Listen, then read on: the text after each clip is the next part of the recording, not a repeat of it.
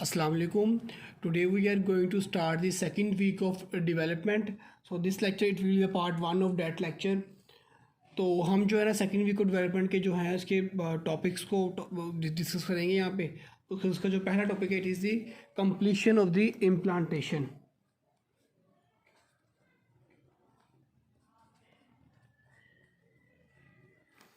Completion of implantation.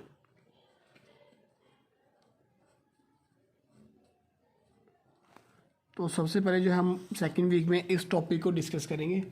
ये जो topic के नेम है ये KLM के हिसाब से हैं, तो आप लोग देख सकते हैं वहाँ पे, ठीक है ना। तो जो हम ये चीज़ पहले भी देख चुके हैं फीमेल रिप्रोडक्टिव ऑर्गन्स के अंदर कि जो इम्प्लांटेशन है ना it will occur in the superior posterior wall of uterine cavity. कहाँ पे होगी? Superior posterior wall of uterine body, ठीक है ना। यहाँ पे ये एम्ब्रियो ने जाके इम्प्लांट करना है। और अगर इसका टाइम स्पेन देखें तो implantation it will occur from around about 6 to 10 days, ठीक है ना। तो जैसे ही जाके ये जो एम्ब्रियो की इम्प्लांटेशन स्टार्ट होगी ना, मतलब वो जो एंडोमेट्रियम के साथ टच करेगा तो वहीं पे जो है blastocyst as the blastocyst implants, जैसे ये इम्प्लांट हो जो ट्रोफोब्लास्ट है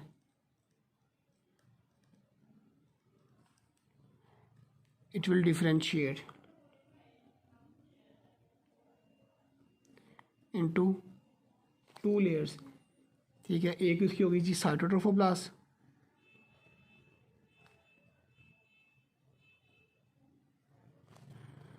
और दूसरी लेयर इसकी होगी सिंसिटियो ट्रोफोब्लास्ट।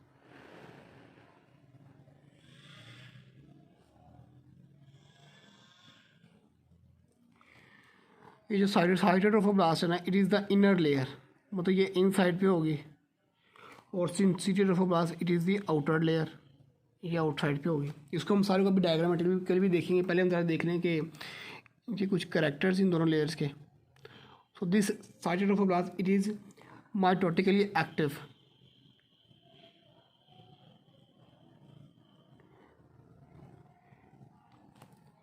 तो ये माइटोटिकली एक्टिव है तो it will increase the mass of सिंसिटियो trophoblast,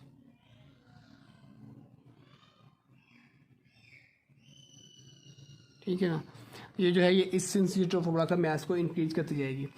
और ये जो सिंसिटियो ट्रोफोब्लास्ट है it has no cell boundaries, no cell boundary,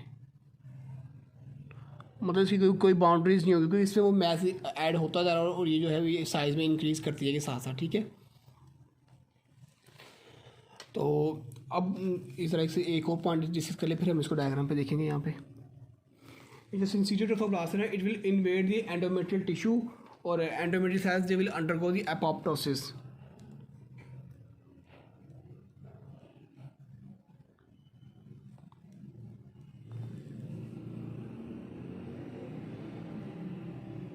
Blast will invade endometrial tissue,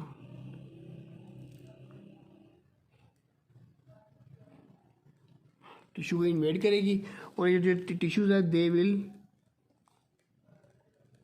undergo apoptosis.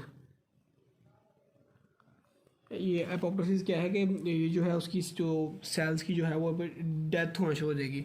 और ये जो इन्वेजन हो रहा है ना it is maximum in about 9th to 12th day, 9 से 12 डे के दरमियान ये जो इन्वेजन है ये अपनी मैक्सिमम ये अपनी स्पीड पे होता है, ठीक है ना। अब हम इसको थोड़ा सा यहाँ पे डायग्राम में देख लेते हैं, फिर हम इसको फर्दर डिस्कस करेंगे। यहाँ पे हम पहले ज़रा एंडोमेट्रियम ड्रॉ कर लेते हैं।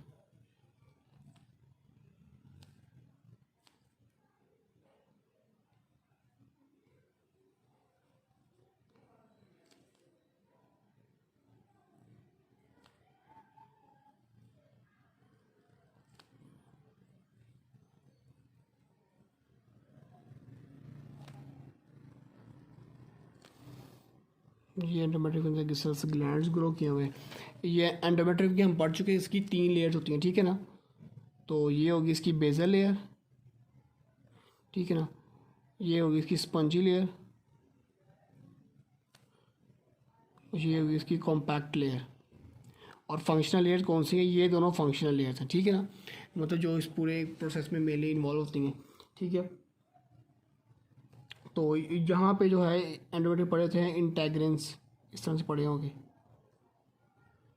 इंटेग्रिन्स। ये जो है ये एक्चुअली होता है कि उसके साथ जो ब्लास्टोसिस्ट है उसके साथ पावरफुल इंटरेक्शंस के लिए यहाँ पे इंटेग्रिन्स पड़े होते हैं, ठीक है। तो इस तरह से वो जो है ब्लास्टोसिस्ट आएगा, इस तरह उसके वो, ठीक है। इसके ऊपर पड़े होते हैं जी सिलेक्टेंस। ये सिलेक्टिन ये जाके एंडोमेट्रियम के साथ बाइंड करेंगे। अब ये जैसे ही बाइंड करेंगे ना, तो ये जो है ये डिवीजन स्टार्ट हो जाएगी इसकी, ठीक है। अब हम ये approximately this is occurring at 6 day, ठीक है। अब हम इसको यहाँ पे नीचे डिटेल में डायग्राम में देख लेते हैं कि इसकी जो है वो डिवाइड होगी है किस तरह से। तो इस तरह से एक्चुअली डिवाइड होके ना, इस तरह से सेंटर पे यही एम्ब्रियोब्लास्ट पड़ी होगी, यहाँ पे ये लेयर आ जाएगी एक,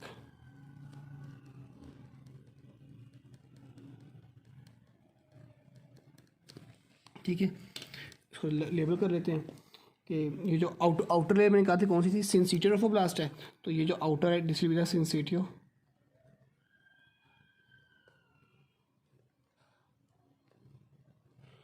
और ये जो इनवर्ड ये वाली होगी दिस विल बी द साइटोट्रोफो, ठीक है। ये साइटोट्रोफोब्लास्ट है, ठीक है। तो ये कौन सा डे था, this was the 6th day. जैसे उसने अटैच किया तो ये दोनों लेयर्स इस तरह से इनकी डिवीजन हो गई है। अब उसने जाके यहाँ पे इसको इन्वेड किया है एंडोमेट्रियल टिश्यू को, और ये इसमें अब एंटर होना शुरू हो जाएगी, ठीक है। अब जब इसने उसके इसमें जाके एम्बेड होना है तो उसके लिए क्या होना चाहिए कि इस एंडोमेट्रियम और ये जो एम्ब्रियो आ रहा है इन दोनों में से एक सिंक्रोनाइजेशन होनी चाहिए, ठीक है ना। कि मतलब एक दूसरे की जान पहचान, आप कह लें कि दोनों की एक जान पहचान होनी चाहिए ना। अब कोई भी आएगा तो उसको अपने घर में हम उसको जानते हो, उसमें घर में लेके आएंगे ना, ठीक है ना। तो वो जो सिंक्रोनाइजेशन है वो एक्चुअली कैसी हो रही होती है हम वो देखते हैं।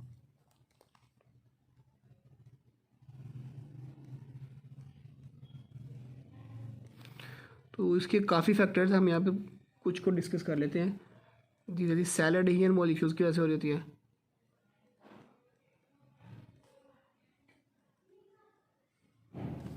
ठीक है। उसी के साथ ये साइटोकाइन्स की वजह से हो रही होती है, उसके साथ प्रोस्टाग्लैंडियंस है,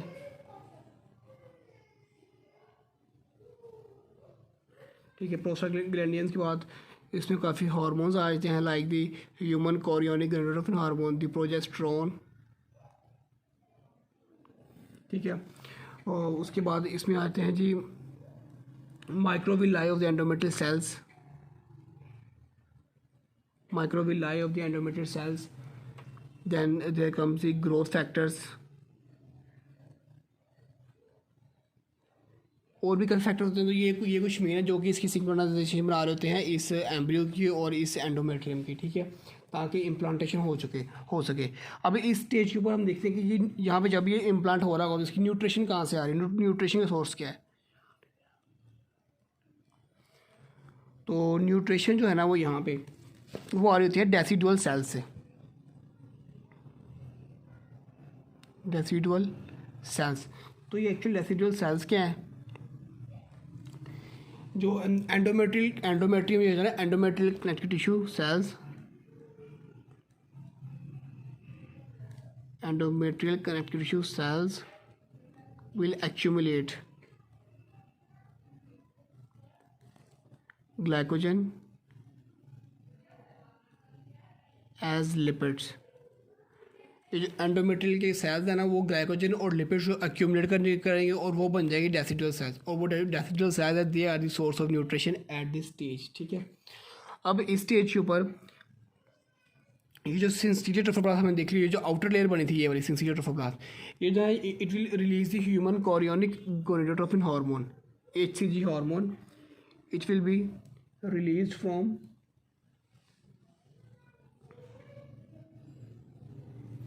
released from the syncytial trophoblast.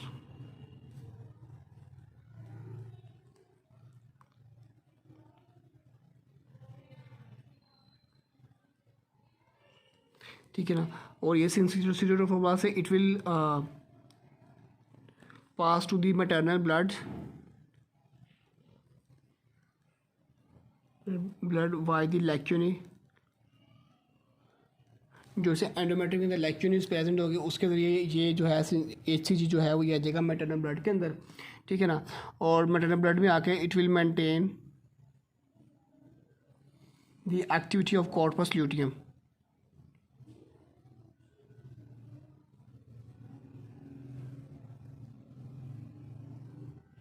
ठीक है ना। तो अब ये जो कॉर्पस ल्यूटियम की एक्टिविटी मेंटेन, तो ये जो कॉर्पस ल्यूटियम है ये क्या करेगा, इट विल सिक्रीट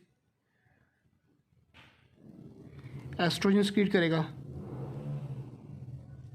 और प्रोजेस्टेरोन। और ये जो एस्ट्रोजन और प्रोजेस्टेरोन है ना, they will ultimately maintain the pregnancy. तो ये है जी HCG का फंक्शन कि वो कहाँ से रिलीज हो और फिर उसका फंक्शन क्या है, अल्टीमेटली उसने प्रेगनेंसी को किस तरह से मेंटेन करना है। ये हमने देख लिया HCG का भी। और ये जो HCG के लेवल है, human chorionic gonadotropin hormone, HCG level can give positive pregnancy test, positive pregnancy test at the end of second week। मतलब कि अभी वो मदर भी इस चीज़ की अवेयर नहीं होगी, लेकिन हम जो है HCG का लेवल जो है उसके मैटरनल ब्लड में अगर देख के तो हम ये बता सकते हैं कि इसकी प्रेगनेंसी है या नहीं सेकंड वीक के अंदर ही, ठीक है ना। ये एडवांस टेक्निक है, ठीक है। अब हम आते हैं इसके नेक्स्ट टॉपिक की तरफ। तो नेक्स्ट टॉपिक है जी formation of the amniotic cavity. कुछ कैविटीज़ ही हैं, उनकी फॉर्मेशन हम देख लें। मैं पहले इस टॉपिक का नेम लिख दूँ।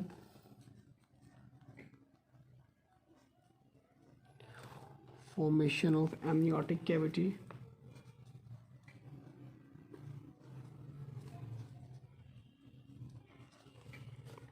embryonic disc,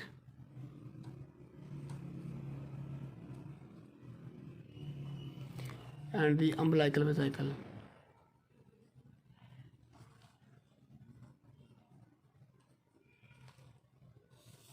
तो इसको हम देखते हैं यहाँ पे इन सब टॉपिक्स को कि ये सारी जो है ये कैविटीज़ किस तरह बन रही है। तो इम्प्लांटेशन के बाद जब वो 2 लेयर्स में डिवाइड हो चुकी होगी ना सिंसिटियल ट्रोफोब्लास्ट और साइटोप्लाज्म ट्रोफोब्लास्ट के अंदर, तो जो एम्ब्रियोब्लास्ट अब जो सेंटर में प्रेजेंट थी उसमें स्मॉल स्पेस आएगी, small space appear in embryoblast. तो जो एमनियोजेनिक सेल है वो स्पेस में माइग्रेट करेंगे और वो जो उस स्पेस को चेंज कर देंगे किसके अंदर, एमनियोटिक कैविटी के अंदर।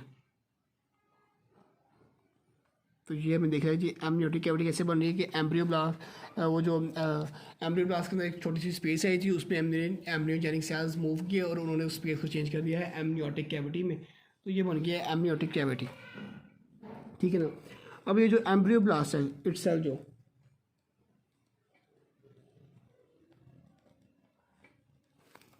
एम्ब्रियोब्लास्ट जो है ना, it will change into the bilaminar embryonic disc.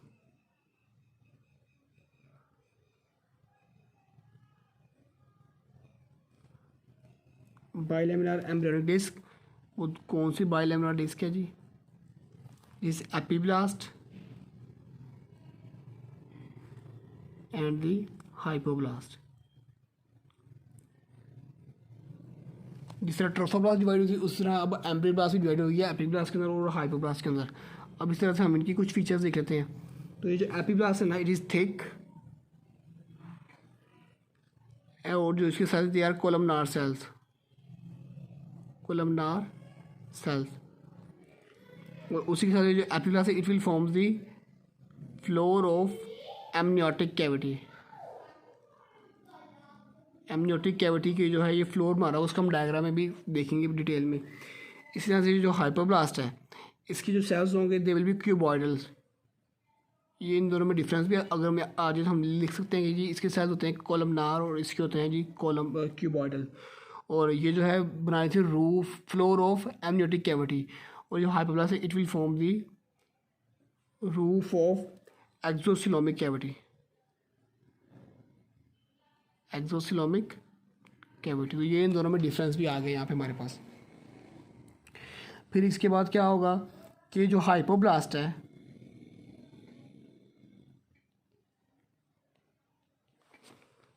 Plus the exocoelomic membrane,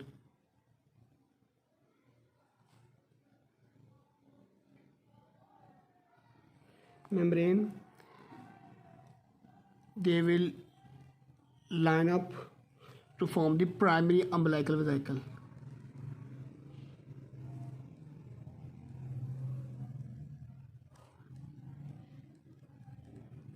ठीक है, अब हम ये जो तीन चीज़ें थी ये हमने बनती हुई देख ली हैं, लिख ली हैं। अब हम इनको ज़रा पीछे यहाँ पे ना ये मैं डायग्राम ड्रॉ करके आए हुए थे, उसी डायग्राम पे उसको हम देखेंगे सब कुछ। ठीक है ना, ये चेंज हो जाएगा नेक्स्ट के अंदर। नेक्स्ट में यहाँ पे ड्रॉ करता हूँ मैं। सबसे पहले हम ड्रॉ कर लेते हैं इसी की साइटोट्रोफोब्लास्ट।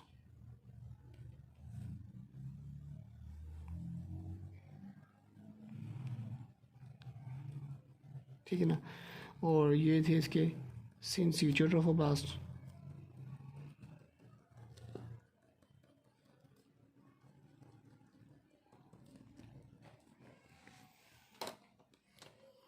इसके बाद हमने देखा कि जो एम्ब्रियोब्लास्ट थी ना ये डिफ्रेंशिएट हो रही थी दो लेयर्स के अंदर। सबसे पहले तो एम्ब्रियोब्लास्ट के अंदर क्या आई थी, यहाँ पे इस पॉइंट के ऊपर एक स्पेस, वो स्पेस चेंज होकर क्या बनाती है एमनियोटिक कैविटी। तो पहले तो हम देख लेते हैं यहाँ पे एमनियोटिक कैविटी बना दी हमने, ये रही एमनियोटिक कैविटी। ठीक है ना, फिर हमने देखा कि एम्ब्रियोब्लास्ट एक साथ चेंज होगी दो सेल्स में, एक थे कॉलमनार सेल्स। ये मैं कॉलमनार सेल्स ड्रॉ कर लेता हूँ। तो ये जो कॉलमनार सेल्स थे दे वर एक्चुअली दी एपीब्लास्ट। ये कॉलमनार सेल्स है, दिस इज एपीब्लास्ट। ठीक है ना, और इन्हीं के नीचे हमने कहा था कि जहाँ पे आ जाएगी क्यूबॉइडल सेल्स। तो वो जो क्यूबॉइडल सेल्स हैं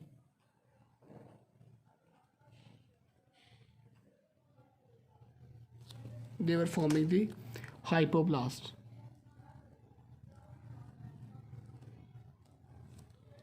ठीक है ना, और इसी हाइपोब्लास्ट के नीचे प्रेजेंट होती है यहाँ पे एक लेयर, ये लेयर थी exocoelomic membrane. This layer is exocoelomic membrane.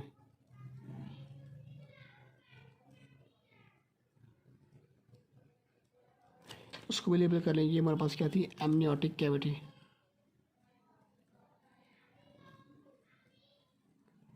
Cavity. अब हमने देखा कि ये जो हाइपोब्लास्ट है और ये जो एक्सोसिलोमिक मेम्ब्रेन है इन दोनों के cells they will line up to form the primary umbilical vesicle. वो इस तरह से होगा, इसके दोनों इन दोनों के सेल्स तरह मूव करेंगे और इस तरह से देखेंगे एक हमारे पास कैविटी बन गई, इसको हम कहेंगे this is the primary umbilical vesicle.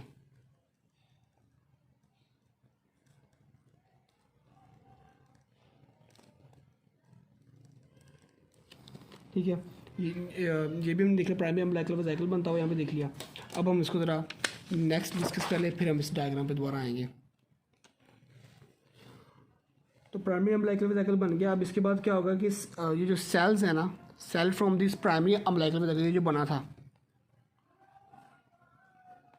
Sales from the vesicle of the primary umbilical vesicle will form a layer of connective tissue which will be called as extra embryonic mesoderm.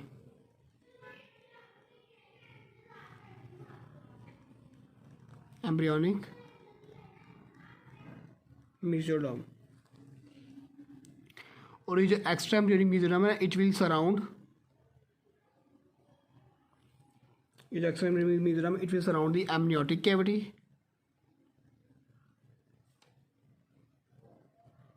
plus the umbilical vesicle।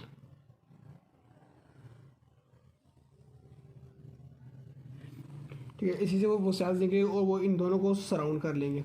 इसको भी हम यहाँ पे diagram पे देख लेते हैं।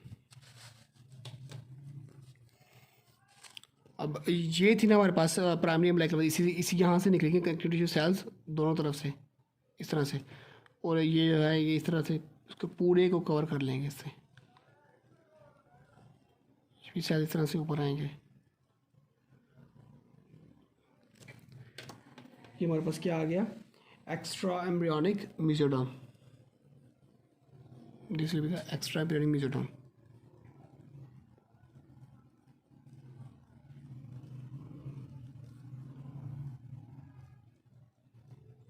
और आप ये देखें कि इसने देखें ये थी एमनियोटिक कैविटी और ये थी अम्बिलिकल वेसिकल, और उसने इन दोनों को इनक्लोज किया हुआ एक्स्ट्रा एम्ब्रियोनिक मेसोडर्म ने।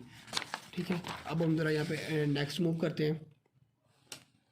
तो नेक्स्ट क्या होगा कि small lacunae will appear in the synthesis of blast, lacunae will appear in syncytial trophoblast.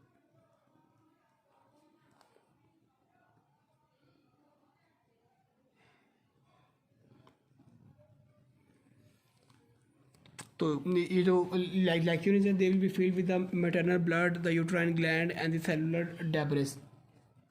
और इन्हीं lacunae के अंदर जो फ्लड होगा, flood in lacunae is called as the embryotrough। ये एमसीक्यूज पॉइंट है, ठीक है।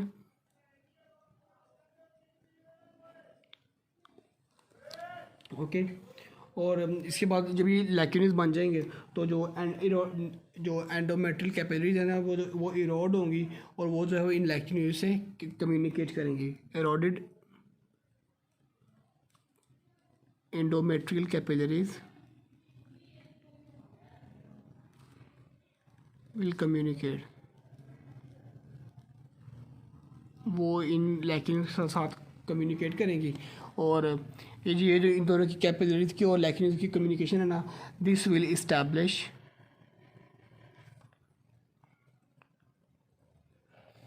Primordial uteroplacental circulation.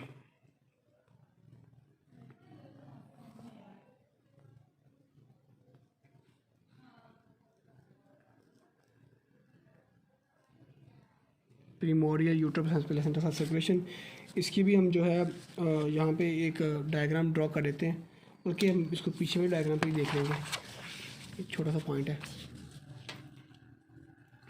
तो मैंने क्या कहा था कि यहाँ पे क्या बनने होगी, इस तरह से लैक्यूनिस,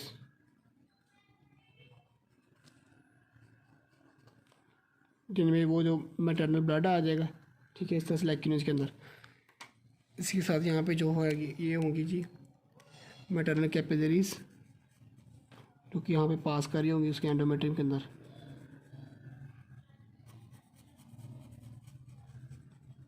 दे will now communicate with this lacunae, इस तरह से यहाँ जहाँ से ये इरोड हुई होंगी ना, उस पॉइंट से जो है ये इन लैक्यूनिस के साथ कम्युनिकेट कर रही होंगी। और इसको ये जो है ये हमारे पास आ गया जी प्रीमोर्डियल यूट्रोप्लेसेंटल सर्कुलेशन। ये जो लैक्यूनिस से पहले तक के जो स्टेप्स थे ना, they will occurs in about 7 to 8 day, 7 to 8 day.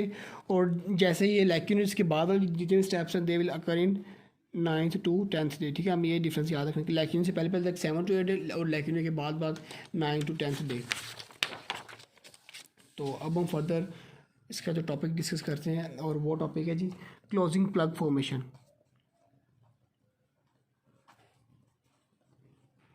Plug formation,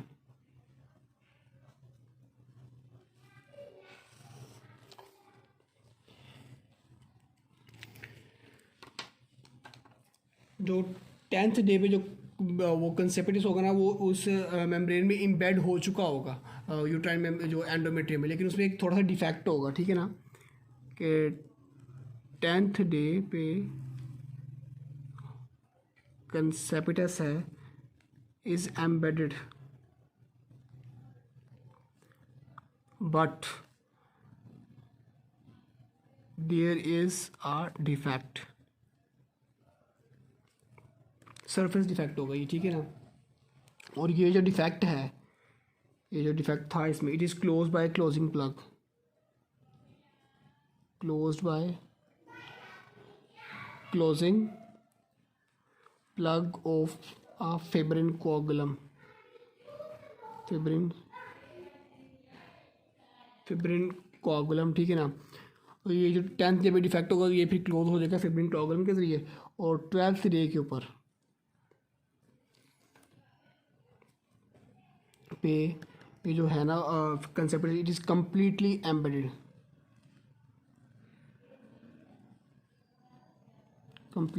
embedded, और ये जो इसकी कंप्लीट जो एम्बेड हुआ ना, it is due to the action of two main things, adenosine monophosphate और प्रोजेस्टेरोन हार्मोन। इन दोनों मेन हार्मोन की वजह से ये जो है ये एम्बेड हुआ है यहाँ पे। और इसी के साथ जो है फर्दर एक जो स्टेप तो हम पीछे पढ़ के आए वो अभी तक कंटिन्यू होगा। वो स्टेप ये है कि जो एंडोमेट्रियल कनेक्टिव टिश्यूज है ना, they will continue to change to the decidual cells, और ये जो डेसिडुअल सेल्स है they will continue to provide the nutrition to that concept, ठीक है ना। अब हम इसको स्टेप्स को भी यहाँ पे ज़रा जब पे इम्प्लांट हो रहा है इस मेम्ब्रेन के अंदर देख लेते हैं। तो 6th डे पे कहा था कि ये भी उसके साथ सिर्फ अटैच हुआ है, ठीक है। उसके बाद 10th डे के ऊपर ये क्या है कि ये यहाँ पे आके पहुँच चुका है इधर, ठीक है, इस तरह से। लेकिन अभी यहाँ पे क्या है कि ये इस पर ये है सरफेस डिफेक्ट है इस पर। ये कौन सा डे आ गया हमारे पास, 10th डे। और 12th डे के अंदर क्या होगा कि ये जो है ये कम्प्लीटली जो है इस तरह से उसके मेम्ब्रेन के अंदर जो है वो एम्बेड हो चुका होगा। This is the 12th day, ठीक है। ये हमने देख लिया कि 6th डे से फिर ये 10th डे पे इस कंडीशन में आएगा और 12th डे के ऊपर ये इस कंडीशन में आ जाएगा। तो ये था सेकंड वीक का फर्स्ट पार्ट। तो इंशाल्लाह I will try to upload the second part as soon as possible. Thank you.